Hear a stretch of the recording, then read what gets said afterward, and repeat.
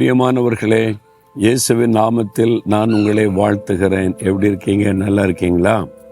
சந்தோஷமா இருக்கீங்களா? இயேசுவோட நடக்கும்போது என்னங்க துக்கம்? அவர் நம்மோடு பேசுகிறவர், நம் ஜெபத்துக்கு பதில் தருகிறவர், கூப்பிடும்போது பதில் தருகிறார். அவர் கையை பிடிச்சிட்டு நடக்கிறதுக்கு என்ன? ஆனால் தினமும் இயேசுவோட நடக்கிறதுல கவனம் செலுத்த வேண்டும். ஏன்னா அவர் எவ்வளவு பெரிய தேவன், வானத்தையும் பூமி உண்டாக்கினவர், சர்வலோகத்தின் ஆண்டவர். சாதாரண மனிதர்களாகிய நம்ம கூட அவர் நடக்கிறாருன்னு சொன்னார். நம்ம மேல எவ்வளவு ஒரு அன்பு, உங்க மேல அவருக்கு எவ்வளவு ஒரு அன்பு, அக்கறை இருக்கிறது. அதை நீங்க நினைத்து பார்த்து ஆண்டவருக்கு நன்றி சொல்லணும். அப்போ அந்த ஆண்டவர் ஒவ்வொரு நாளும் அவருடைய வார்த்தை கொண்டு நம்மோடு பேசுகிறார், தைரியப்படுத்துகிறார், பலப்படுத்துகிறார். இன்னைக்கு ஆண்டவர் எனக்கு என்ன வார்த்தை சொல்லுகிறார் அப்படின்னு நினைக்கிறீங்களா? ஏசாயா 58 அதிகாரம் 9வது வசனத்துல ஆண்டவருடைய வார்த்தை உங்களுக்கு நான் சொல்லுகிறேன். நீ கூப்பிடுவாய், கர்த்தர் உனக்கு மறு உத்தரவு கொடுப்பார். நீ சத்தமிடுவாய், இதோ நான் இருக்கிறேன் என்று சொல்லுவார். நான் சொல்ற இயேசுவின் நாமத்தினாலே நீங்க கூப்பிடுவீங்க, ஆண்டவர் பதில் தருவார். நீங்க சத்தமிடுவீங்க, நான் இருக்கிற மகனே, மகளே, நான் இருக்கிறேன்னு சொல்லுவார். ஏதோ ஒரு ஆபத்தான நிலைமை, பயப்படுத்துகிற சூழ்நிலை, ஒரு நெருக்கம், இன்னைக்கு இந்த காரியம் நடந்தாகணும், என்ன பண்ணுன்னு தெரியலையே அப்படின்னு கலங்குறீங்களா? கூப்பிடுங்க அவரை, இயேசுவேன்னு கூப்பிடுங்க, அந்த பெயரை சொல்லி கூப்பிடுங்க. உடனே அவர் பதில் தருவார். உங்களுடைய கூப்பிடுதலின் சத்தத்திற்கு செவி கொடுப்பார். இதோ நான் இருக்கிறேன் என்பதாய் சொல்லுவார்.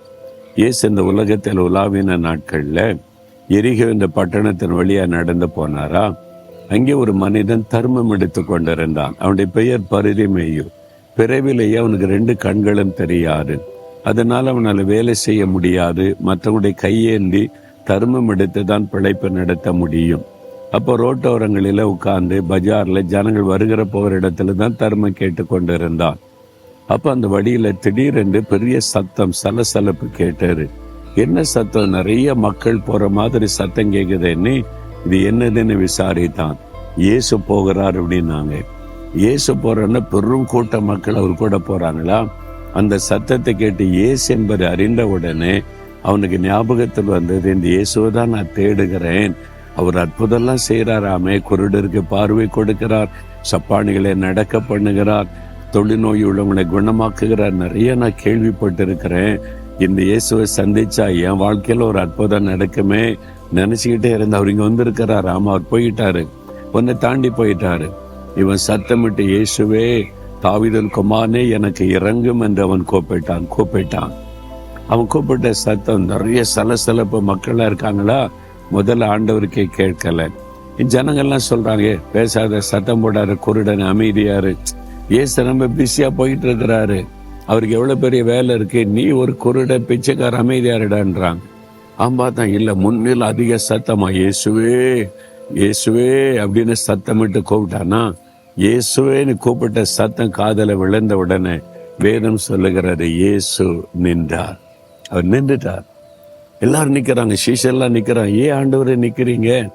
இல்ல, யாரோ என்ன கூப்பிட்டாங்க, யாரோ ஆபத்துல இருக்கிறாங்க, யாரோ தேவையில் இருக்கிறாங்க, என்ன கூப்பிட்டாங்க. ஆண்டவர் உடனே யாரு யாரு யாரு இயேசுவை கூப்பிட்டாரு. தூரத்துல ஒரு கண் தெரியாத கூட்டம் தடுமாறி கொண்டு, இயேசுவே எனக்கு இறங்கும். அவன் தான் கூப்பிட. ஓ, குருடனா, பிச்சைக்காரனா அப்படின்னு நினைக்கல. அவனை என்ன கூட்டிட்டு வாங்க, இயேசுகிட்ட கூட்டிட்டு வந்தாங்க.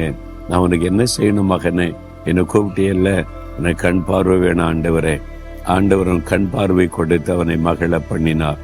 இப்படி கூப்பிடுதலின் சத்தத்துக்கு பதில் கொடுப்பார். உங்களை யாரையும் அவர் அற்பமாய் நினைக்க மாட்டேன். நீயா, நீ கிறிஸ்தவன் கிடையாது, உன் சத்தத்துக்கு நான் பதில் கொடுக்கணும் அப்படி சொல்ல மாட்டார். நீ பாவியான மனுஷன் ஆயிட்ட, நான் உனக்கு செவி கொடுக்க முடியாது சொல்ல மாட்டார். என் பாவத்தை மன்னிங்க, எனக்கு இறக்க செய்யுங்க, என் மன்னித்து எனக்கு சுகம் கொடுங்கன்னு கேட்டா போறோம், இறங்கிடுவார்.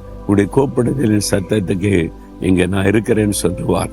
ஆண்டவரை பார்த்து, இயேசுவே அப்படின்னு கூப்பிடுங்க, எனக்கு உதவி செய்யுங்கன்னு கேளுங்க. இன்றைக்கு உங்களுக்கு உதவி தேவை, இன்றைக்கு உங்களுக்கு ஒரு அற்புதம் தேவை, இன்றைக்கு உங்களுடைய காரியத்துல ஒரு விடுதலை தேவை. உங்களுடைய தனிப்பட்ட காரியம், குடும்ப காரியம், ஊழிய காரியம், உங்களுடைய பிசினஸ்ல, வேலையில ஏதோ ஒரு நெருக்கம், இயேசுவேன்னு கூப்பிடுங்க.